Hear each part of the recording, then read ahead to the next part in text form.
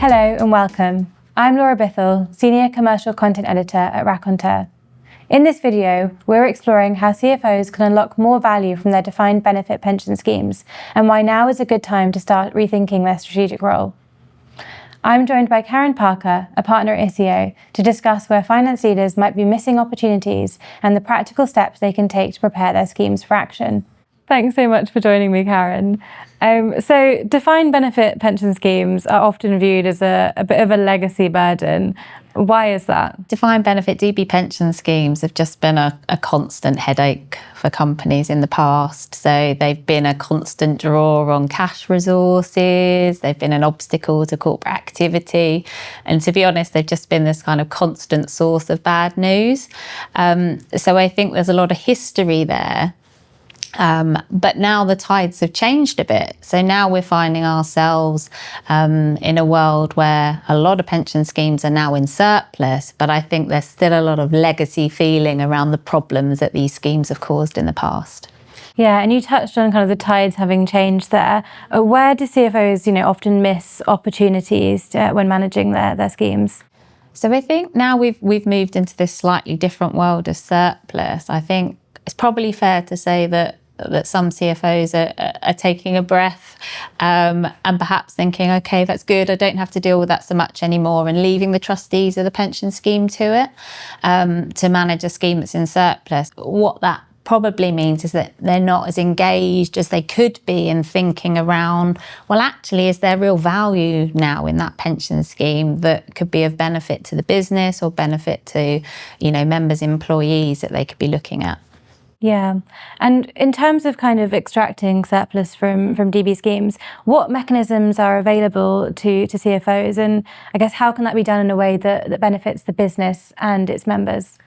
So historically, most schemes have just used, where there's been surplus, they've used that to secure the benefits with an insurer. And I think that will continue to definitely to some extent. And to be honest, buyouts insurance has never been more affordable than it is now. So I think the regulator was saying over half of schemes are now fully funded on that basis. So what's a more evolving area is other uses of surplus. And what you might be able to do there. And we're already seeing a few schemes start to take steps in that direction. So some schemes are using defined benefit surplus to fund DC contributions, defined contribution. So there you have sort of this surplus being used for the benefit of the existing workforce, but without having to cause extra cost to the business. The other potential area of using surplus is releasing surplus back to the employer, back to the business. And that's a slightly more challenging area at the moment. The bar's quite high in terms of the level of funding you need in order to be able to extract surplus. And it can also very much depend on what your historic scheme rules say around whether you can or cannot release surplus back to an employer. So a bit of a rules lottery there. We are expecting that the pensions bill will help here, will level the playing field somewhat in terms of schemes and companies being able to access surplus, not just depending on what the rules say in the scheme, and also lowering the bar at which the level of funding at which you could release surplus from the scheme. I do think we'll see more companies and schemes looking at that mechanism of gradual release of surplus from the pension scheme back to the employer so they can use it in the business, but most likely in combination with sharing some of that surplus with members. So for example, through enhancing benefits for members in the scheme. So a bit of sharing of that surplus, but allowing some to go back to the business and to help the growth of the business. Yeah, so I suppose it should get easier, I guess, to extract value from surplus and to be more flexible. We really with that. hope so, yeah. Yeah. You mentioned there about, insurance buyout has never been more affordable. What does that kind of journey to insurance involve and how far ahead should CFOs be planning? I still think this will be, a great option and a likely end game for a lot of companies, a lot of schemes, and whether that's ensuring as soon as it's affordable or running the scheme on for a while to generate some of that value, some of that surplus I talked about, and then buying out, insuring at a later stage. I guess the key things I'd say from a CFO perspective to be thinking about are, firstly, that journey to insurance, and being actively engaged in that process. So things like the investment strategy that the scheme's running. So the trustees decide how to invest assets, but they have to consult with the employer. So the employer should be actively involved in thinking around, is that the optimal strategy to get to that end game and what the company wants to achieve? How are the risks being managed? Are there flexibilities that could be introduced for members that might also help with the journey to insurance, accelerating that or facilitating that? And finally, I'd encourage CFOs to kind of be keeping an eye on the market along that journey and thinking about, how's that market evolving, the insurance market? What's the pricing looking like? Are there new players coming into the market? So keeping an eye to that. So that's the journey. In terms of the transaction itself, the most common delays we see are data issues and illiquid assets. So they can often cause problems and delays. And there are things that you can do in advance. So you can get your data sorted, you can understand the likely issues, rectify those.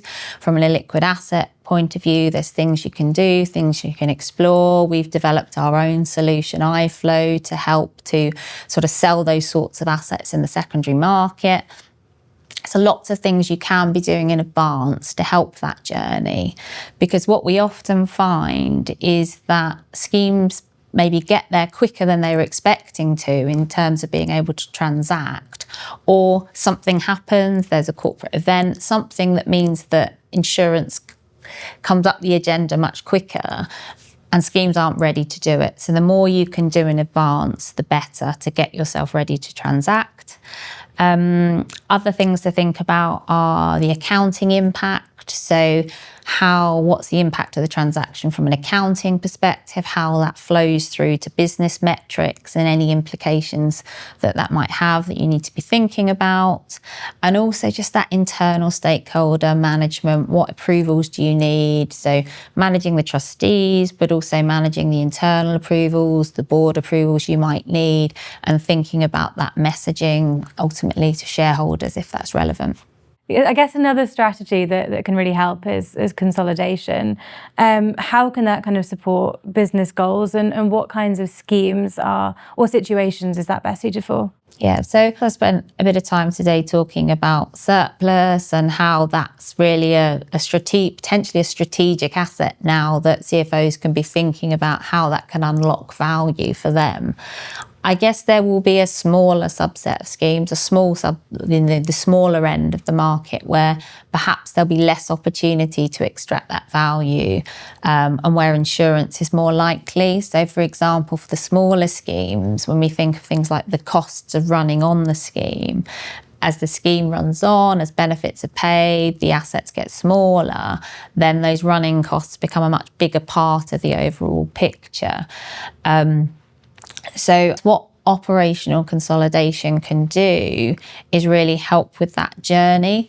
And what you're effectively looking to do here is to improve the efficiency of the operations of the scheme, reduce those running costs of the scheme. And what that means is that you can potentially get to that end goal sooner, or you might be able to run on for a bit longer and generate some of that value that I've been talking about. So we've got our own consolidation vehicles, and we're definitely seeing a lot of schemes and companies coming in to those consolidation vehicles to really help with that journey to an end goal.